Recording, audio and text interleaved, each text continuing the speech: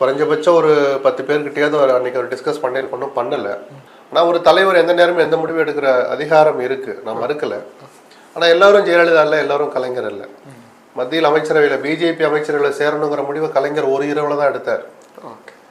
செயற்குழுவையோ பொதுக்குழுவையோ கூட்டல. பக்கத்தில் இருந்த மாறன் ஆர்காட்டான்னு ஒரு 4 பேரை வச்சுக்கிட்டு தான் முடிவு எடுத்தாரே தவிர அவரும் பெருசாலாம் எதையும் முக்கியமான கூட்டங்களை கூட்டிலாம் முடிவு எடுக்கல.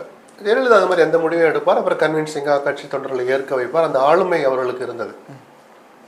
எடப்பாடி கிட்ட அது இல்லைங்கனால தான் நம்ம அண்ணனை ஏதோ பண்ணிட்டாங்க, இப்படி ஏதோ கூட்டி மிரட்டிட்டாங்கன்னு ஒரு இமேஜ், ஏதோ நகைச்சுவையாவோ அல்லது எடப்பாடி மேலே கோபம் அதெல்லாம் தள்ளி வச்சிருங்க. இயல்பாக பார்த்தாலே ஒரு தலைவர் இப்படி விமர்சிக்கப்படக்கூடாது.